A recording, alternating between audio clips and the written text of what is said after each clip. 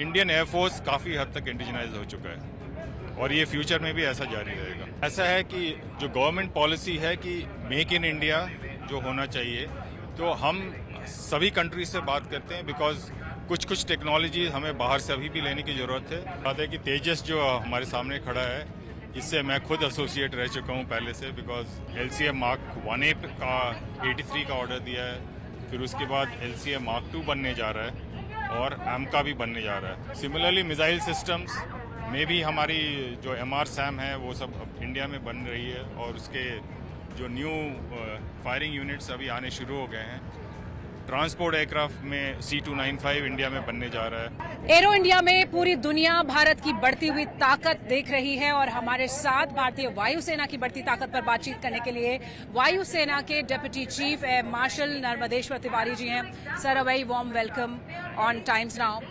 क्या लग रहा है सर, हम तेजस के साथ खड़े हुए हैं, LCH है, LUH बन रहा है, बहुत कुछ नया हो रहा है, तो क्या नए प्रोक्योरमेंट्स लाइंड अप हैं, क्योंकि हमें अपनी स्क्वाड्रन स्ट्रेंथ भी बढ़ानी है और ज्यादा ताकतवर बनना। ऐसी बात है कि तेजस जो हमारे सामने खड़ा है, इससे मैं खुद एसोसिएट रह चुका हूँ पहले से, बिकॉज मैं इसमें टेस्ट पायलट था और ये प्रोग्राम जब इसका ये फाइनल प्रोडक्शन मॉडल हुआ था उसमें मैं प्रोग्राम डायरेक्टर था। और दूसरी बात यह है कि एज गवर्नमेंट की अभी जो पॉलिसी है आत्मनिर्भर भारत की, उसके तहत हमने अभी LCA Mark 1A का 83 का ऑर्डर दिया है, फिर उसके बाद LCA Mark 2 बनने जा रहा है और AMCA भी बनने जा रहा है। तो अगर हमारा फाइटर फ्लीट देखे जाए, मोर देन 50% इंडिजनाइज हो जाएगा, जो अगर आप 10 साल पहले से देखें उससे काफ़ी कैपेबिलिटी बहुत बढ़ गई है। सिमिलरली मिसाइल सिस्टम्स में भी हमारी जो MR-SAM है वो सब अब इंडिया में बन रही है और उसके जो न्यू फायरिंग यूनिट्स अभी आने शुरू हो गए हैं।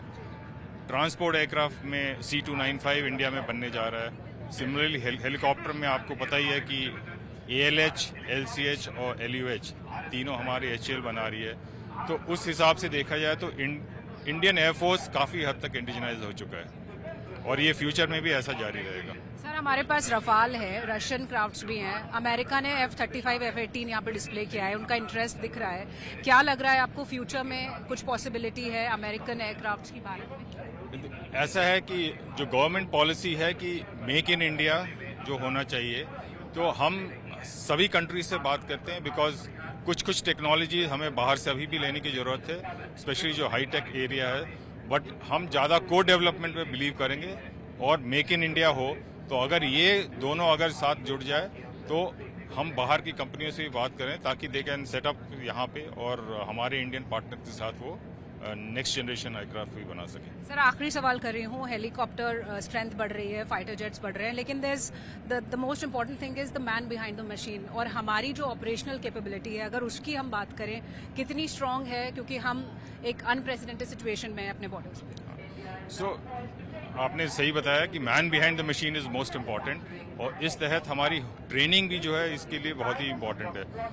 हमारे जो नए जैसे तेजस जहाज ले लीजिए, उसके सिमुलेटर्स हैं, they are as realistic as an aircraft. हमारे जो सिमुलेटर में ट्रेनिंग होता है, हमारे जो पायलट्स जब फ्लाइंग करने जाते हैं, they are more or less ready to start flying from the very first sortie. Second area जो इस पे हम ज़्यादा जोर दे रहे हैं, combat training. Combat training, we have special areas where we train all our pilots and other support systems including जो मिसाइल सिस्टम्स वगैरह हैं, in a fully almost near realistic environment. तो उस ट्रेनिंग के हिसाब से हमारी today we have that capacity that we can do near realistic training and that is paying dividends on the border for us. तो हम बॉर्डर पर शक्ति के साथ खड़े हुए हैं और एयरफोर्स लगातार अपनी कॉम्बैट कैपेबिलिटीज को बढ़ा रहा है, अपनी ट्रेनिंग के तरीके और ज्यादा बेहतर कर रहा है।